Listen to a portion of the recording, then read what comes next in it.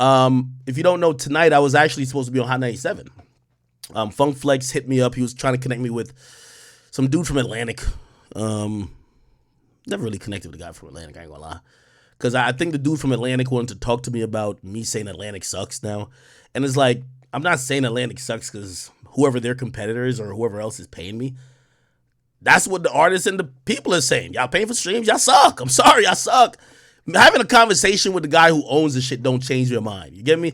And that's what I like about independent creators. And I also shout out to 1090 Jake. You know, sometimes, a lot of times, celebrities or the bigger entities, whether it be a record label, they feel like you will change your tune if they reach out to you, right? Like, okay, you're going to say we're the best now because, you know, you probably just needed attention from us. So when we give you attention or we just give you some type of acknowledgement, you're now dick riding us. Fortunately, that's just not how it's going, man. I think people are standing on their 10 toes and just kind of like, you know, hopefully they could be on the right side of history just saying the truth.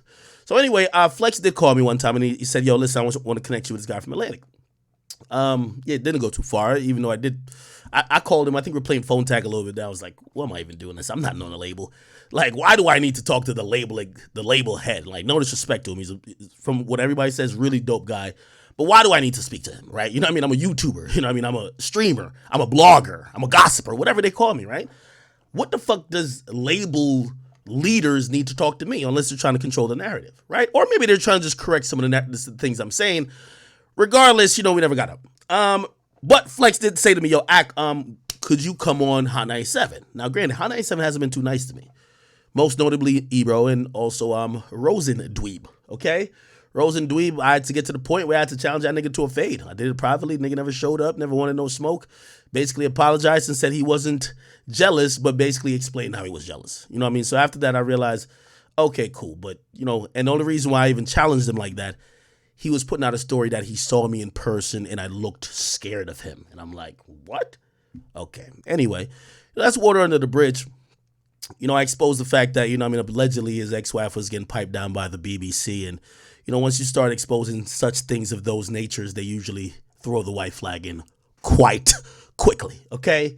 Regardless, you know, Ebro is someone I've always told you he's too powerful for me to beef with. He runs Apple Music. You know what I mean? He's the global head of music over there. He could press the button, blackball an artist. He could press the button and actually shoot up an artist. You know what I mean? If somebody could control the algorithm or could control the playlisting at a major and the most important, at least in the US, streaming service like Apple Music, maybe I could have a louder voice on than him on the social media, but what does that matter? Okay? So I never wanted to go back and forth with him. Regardless, Flex have always shown me love, and I support Flex for that. Flex is one of the people who has, you know, and I want to be that. That's why I treated Flacco the way I did, if you guys don't know. I don't want to beef with Flacco and niggas like that. These niggas is coming up looking up to me. You feel me? Like, I don't want to be the old hater trying to hold on to my spot. I'm ingrained in history already, right?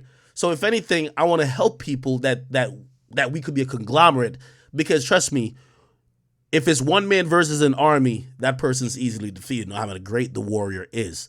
But when it comes to me, I want to uplift people, and, you know, unfortunately, I had to give, like, you know, Flacco a little scolding, but we're over that. I'll talk about some no jumper shit. I know some of y'all are fascinated with that, and I get that. I'll talk about that later.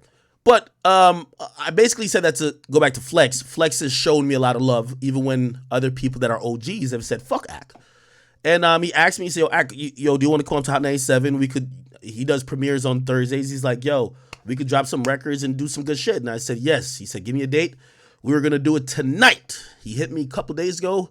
I was in actually Miami at that time, but he said, yo, Ak, is it okay if we reschedule? You know, I respect you and your time so much, but, you know, French Montana's dropping an album tonight or Thursday night. Actually, at midnight, he dropped an album.